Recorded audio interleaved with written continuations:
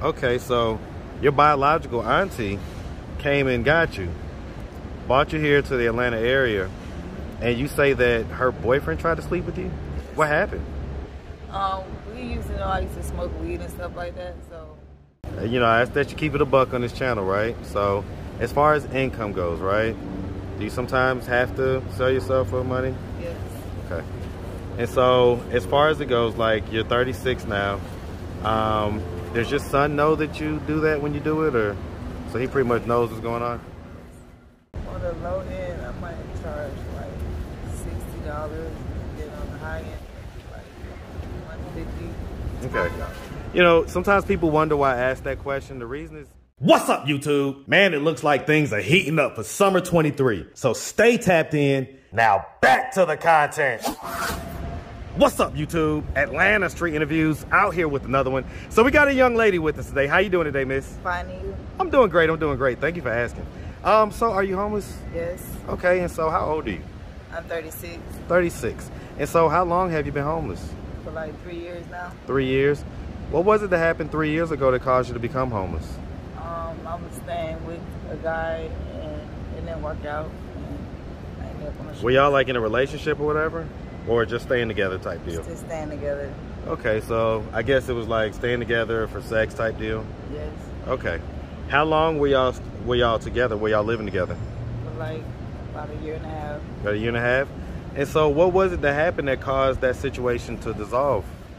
Because, what you mean? Like, to like break up? Why did you end up having to leave that situation? Because he was trying to make me do other stuff that I didn't want to do. Like what? Sell myself. You say what? Prostitute. Okay, so he was basically trying to pimp you out. Okay.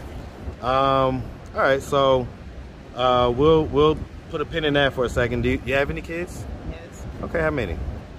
4 kids. 4 kids. And so how old is the oldest? How young is the youngest? My oldest is 14 and my youngest is 9. 9? Okay, so you had them kind of back to back to back type deal. And so same dad or different dads? Different dads. Different dads? How many different dads? 4. Okay, so it's 4 different dads. And so 14, so that means right around the age of about, 22 or so, 21, I guess is when we started getting pregnant? Yes. Okay. And so have we ever been married? No? All right. So let's just, okay. So let's ask about this situation. So, okay. So, this guy that you was living with, is he one of the dads or whatever? No. Okay. It's just a completely different guy. And so as far as it goes, you say you've been homeless like the last 3 years. Where do the kids live? My sister has my boys, and my one of my baby father's mother have my girls. Okay. The boys are the which age ones? The boys are the 14-year-old and the 9-year-old. Okay, so the oldest and the youngest, and then the 2 in the middle of the girls. Yes. Okay. All right. And so, I mean, so okay, I get that you didn't want to do that, which that makes total sense. Have you ever done that before? What he was asking you to do? No. Okay, so for you, yeah, you can just throw it in the bag. I appreciate you so much, sweetie. Thank you so much. All right. And so, okay. So let's just start from the beginning. So, where you from? I'm from Miami, Florida. You from that 305? Hey, man. Shout out that Dade County. That big old Miami. Yes, sir. Shout it out. All right, man. And so, growing up in Miami, did you have both mom and dad in the household? No, I was taken away from my mom when I was 5 years old. You say you was taken away? Okay, and put in, I guess, in the system? Home. Okay. My mama had 9 kids. They separated all 9 of us. And I just grew out the system. Okay, so where were you in the birth order? Like, of the 9 kids, you were the first, the baby, which one? Okay, somewhere in the middle, basically. Okay, and so as far as it goes, growing up, in the foster care system, would you say that you had like a fairly normal childhood? No. Tell me about it.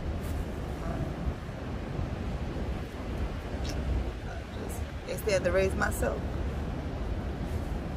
Was you in like one household the whole time, or were you just? It was like from house to house. Like first it was like foster home, then another foster home, then they put me in like a group home for orphans.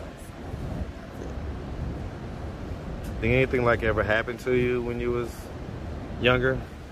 Yeah, I got molested in Who was it? How old were you when that happened? 9.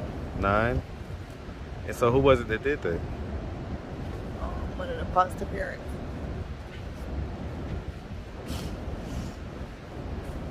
Did you ever tell anybody when it happened?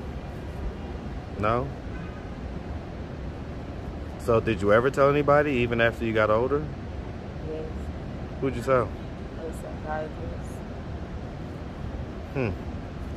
What effect do you think that had on you growing up?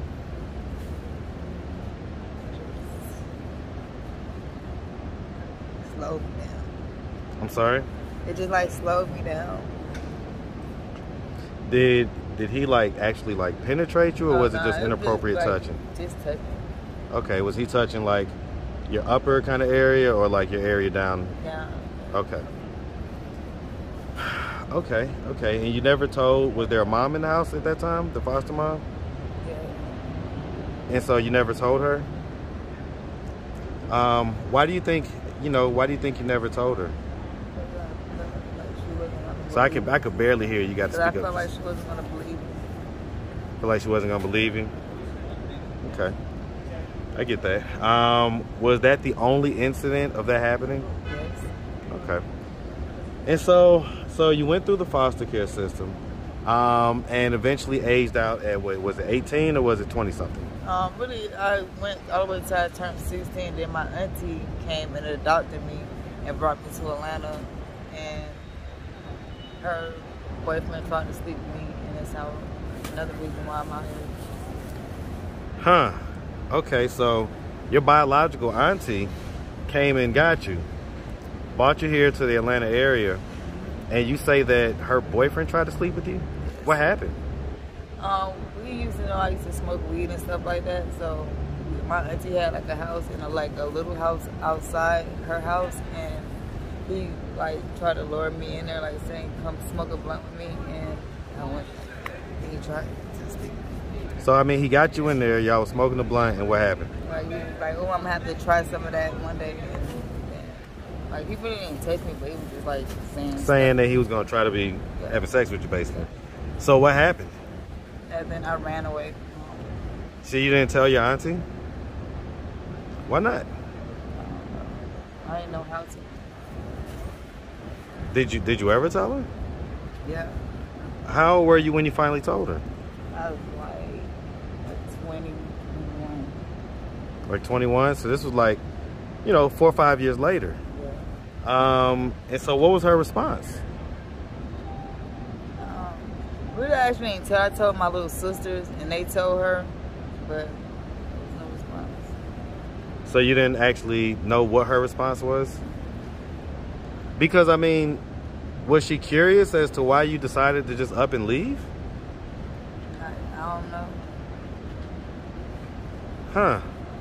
And so when you left at 16, where'd you go? To the streets. And so, like, who was you living with or staying with, or? I was just staying from house to house, staying with different people. Okay.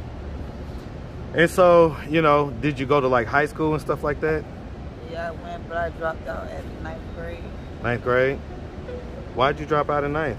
Because I didn't have, my living situation wasn't straight, and I didn't know where I would be sleeping at or what I was going to do or eat. So I get it. So, I mean, like, what type of stuff was you, like, doing during the day? Like, when you're 14 years old and you're not going to school, what was your day filled with? Doing what? Smoking weed. And speak up just a little bit for me. It's like smoking weed and just playing around. So just kind of hanging around, shooting the shit. Yeah, I get it. Okay. So I guess, did we ever get a GED or anything like that? No? Still working on it. I get it.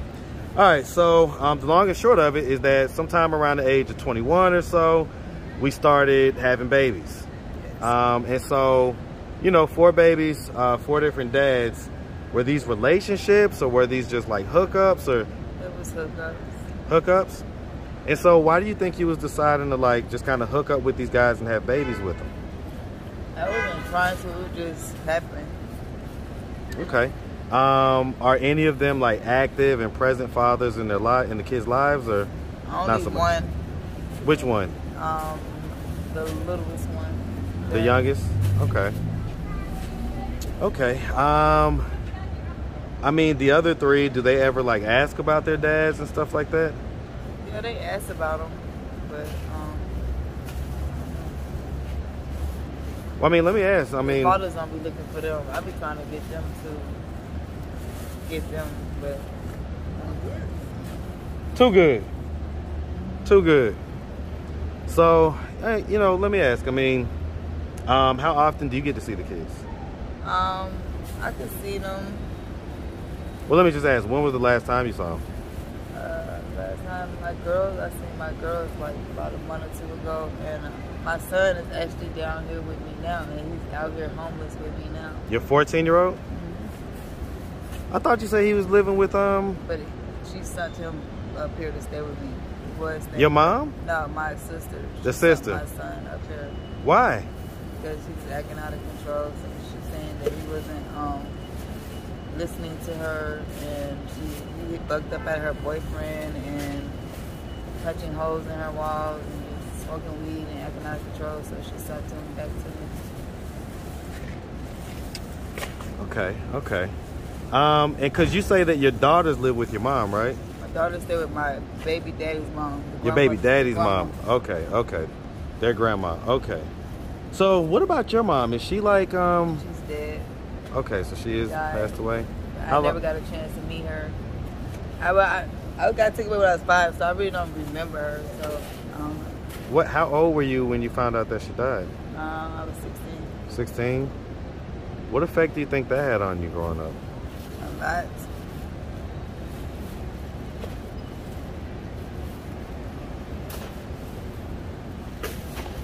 Basically just kind of sad about living a life without a mom? Yes. I mean, I see the tears welling up. What's going through your head right now? Like, I'm just tired.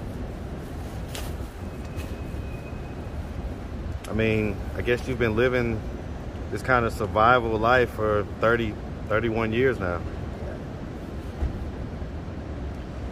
Yeah. Okay, okay. Okay, and so you say your son is out here with you right now? So where are you guys sleeping at right now? Sometimes we get a hotel room, and then from like different little places, different guys that I talk to. Like, So I mean, let me ask. I'm just, and you know, I ask that you keep it a buck on this channel, right? So as far as income goes, right? Do you sometimes have to sell yourself for money? yes. Okay. And so as far as it goes, like you're 36 now. Does your son know that you do that when you do it, or so he pretty much knows what's going on? Okay.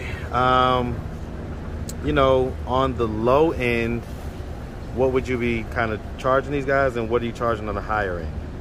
On the low end, I might charge like $60, and then on the high end, like $150. Okay. You know, sometimes people wonder why I ask that question. The reason is to just gauge kind of how much you have to do in order to be able to afford a hotel room for the night. You know, whether you have to just do like one guy or, you know, 10 guys. You know what I'm saying? Yeah. I'm just trying to get an understanding of what that struggle is like for you out here. So, I mean, you know, let me ask. I mean, do you ever think about, you know, like how the guy wanted you to do it, and I guess you didn't want to do it for him? Yeah, I just didn't want to do it for him. So was it just like for him, or? Yeah. Because I mean, if you've been out here in the streets since 14 or whatever, you've probably done that, you know, when you was younger as well, right? And I get it. So what was it about him that made you not want to do it with him? I don't know. I just wanted to have control of my own money. So basically, you didn't want to have to be doing it and then giving him the money. Okay. And so for that, he kicked you out? Okay. Okay. All right. So at this point, we're 36. We have our oldest out here. And, you know, we're kind of in survival mode. What are we doing to try to get out of this position of homelessness? I've been going to these little shelters and trying to get into like a program or something. Because I mean, some people are gonna say 3 years. You know, that's a decent amount of time. I mean, you could have gone through the program 2 or 3 times by now, right? Nah, but these people, they say they gonna help you, but they're not helping us out here. Well, I can tell you this: it's definitely a mixed bag. It's definitely not like once you sign up, everything's all good and you're great. It's like, you know, a lot of these programs focus is on making sure they get their money, making sure they get reimbursed. Like if you have an income, they help you out more quicker, and I feel like they help the men out quicker than they help the women. Yeah. I mean, listen, man, this society is definitely about the money. Unfortunately. So, okay, so, all right. Well, you know, I mean, if anybody out there wanted to reach out, help, or donate, do you have a way they could do that? Do you have social media, Cash App, anything like that? Yes, I have. I don't know, Facebook. Facebook? What's your Facebook? Daisy Bodie. How do you spell that last name? Bodie, Bodie. Okay, Daisy Bodie. Okay, you don't have Cash App? I don't have Cash App. No? Well, you out here on the streets, you ain't got Cash App? Oh, you can put Scroll J King. Who is that, your son's? Yes. The one that you're out here with? Yes. Okay, spell it. Scroll J. Spell the whole thing.